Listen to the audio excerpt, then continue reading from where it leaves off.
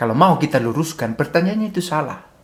Yang tepat adalah, mengapa ada Kristen yang mengurang-ngurangi kitabnya? Sudah dari dulu ada Deuterokanonika, lalu kemudian dikurang-kurangi dan tidak dipakai. Halo Julprit, pace bene masih demi culpa. Ada yang bertanya, kok Katolik menambah-nambah kitabnya? Kenapa ada Deuterokanonika? Harusnya itu tidak ada. Oke, saya mau membahas ini. Ada orang yang bertanya seperti ini, saya yakin ini minoritas. Tidak semua orang yang selalu meributkan Katolik, Kristen Protestan, ini harus berbeda. Saya yakin, dan ini sering terjadi. Mereka ini sedikit jumlahnya, tapi suaranya besar, sehingga kesannya ada pembedaan yang seolah-olah memisahkan antara Katolik dan Protestan. Harus diakui Katolik dan Protestan itu berbeda secara teologis, secara historis, secara dogmatis, dan banyak hal, tanpa bermaksud untuk menunjukkan perbedaan itu.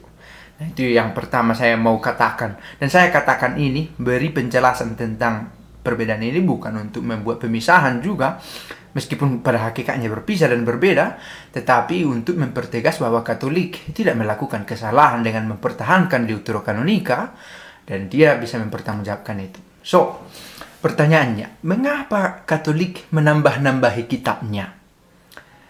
Kalau mau kita luruskan, pertanyaannya itu salah. Yang tepat adalah, mengapa ada Kristen yang mengurang-ngurangi kitabnya?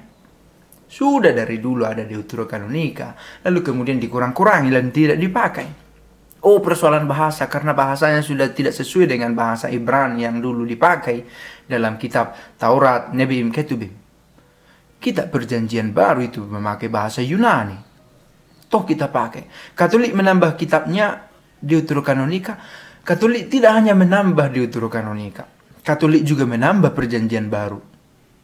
Orang Yahudi hanya mengenal kitab Tanakh dalam konteks kitab yang kita bahas ini, Torah, Nebiim, Ketubim, Taurat Musa, Nabi-Nabi, dan kitab sejarah. Oke, Deutero itu disebut dengan Protokanonika, kelompok Tanakh ini. Lalu kemudian ada Deuterokanonika, Deutero yang kedua yang kemudian dikanonkan, ditetapkan secara legal menjadi kitab, adalah kitab-kitab yang diperoleh setelah penerjemahan kemudian. Lalu kalau kita lihat dalam kitab suci, ke Protokanonika dulu, lalu ada diselipkan Deuterokanonika tambahan pada kitab Daniel, tambahan pada kitab Ester, dan kitab-kitab lain. Sebenarnya dalam penulisan, karena misalnya tambahan pada kitab Ester itu tidak berdiri sendiri, tetapi melekat pada kitab Ester itu. Kitab Esternya Yahudi tidak persis sama dengan kitab Esternya yang sudah ditambah dengan Deuterokanonika. Kalau kita lihat kitab Ester yang dipakai dalam kitab Tanakh itu, di sana unsur keilahiannya, religiusitasnya tidak ditemukan sungguh kuat. Dan tambahan Ester membuat kitab itu lebih bersifat rohani, religius, tidak melulu historis saja. Nah, itu kita bisa bahas di kemudian waktu.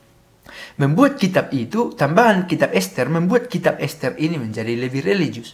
Tetapi dalam terjemahan versi bahasa Indonesia, mengingat LBI dan LAI, ini bisa diperdalam lagi oleh para culprit, membuat percetakan yang sama, berasal dari percetakan yang sama, maka terpisahlah dibuat Deuterokanonika yang seyogianya tertanam, beberapa terutama tambahan-tambahan kitab itu tertanam dalam kitab Protokanonika. Tetapi karena Protestan tidak memakai Deuterokanonika dan Katolik memakai, maka dipisahkanlah, tercetak Protokanonika dulu supaya serentak bisa dipakai Protestan dan Katolik. Lalu Katolik membuat tambahan ini antara Perjanjian Lama dan Perjanjian Baru, Deuterokanonika, yang seyogianya ada tertanam dalam Protokanonika.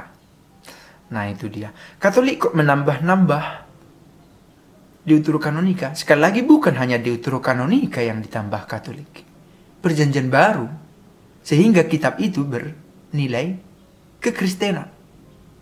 Kan begitu. Soal bahasa Yunani dalam Injil, dalam kitab-kitab lain, tulisannya Rasul Paulus, para rasul, kitab Katolik. Juga berbahasa bukan Ibrani dan dipakai. Dikanonkan berdasarkan konsili, berdasarkan kesepakatan di dalam gereja.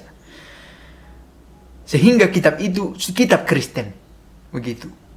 Kalau hanya tersisa Tanakh, itu milik Yahudi. Bisa diperterang kemudian, tetapi saya pikir alasannya terang. Maka pertanyaan yang tepat, mengapa Katolik menambah-nambah? Bukan itu. Mengapa ada Kristen mengurang-urangi kitab suci? Apakah melulu karena persoalan bahasa, atau supaya bukan Katolik? Itu alasan logis lainnya. Semoga informasi ini membantu, terutama bukan sekali lagi membuat pemisahan, tetapi biar Katolik juga bisa membela pernyataannya bahwa ya Katolik memakai Deuterokanonika. Mengapa ditambah-tambah? Karena Katolik memakai kitab yang akhirnya menjadi milik mereka sebagai kitab kekristenan. Menjadi milik kekristenan. Dan yang ditambah bukan hanya Deuterokanonika, ada perjanjian baru yang ditambah. Lalu Protestan tetap memakai perjanjian baru, tetapi meniadakan Deuterokanonika. Nah, yang pantas dipertanyakan, mengapa dikurang-kurangi Deuterokanonika? Nah itu. Tetapi perbedaan tetap dipegang dengan argumen masing-masing, dan itu tidak membatalkan bahwa kita memiliki Paskah yang sama, bahwa Kristus yang menderita di salib, wafat, dan bangkit kemudian. Selamat Paskah. Itu dia.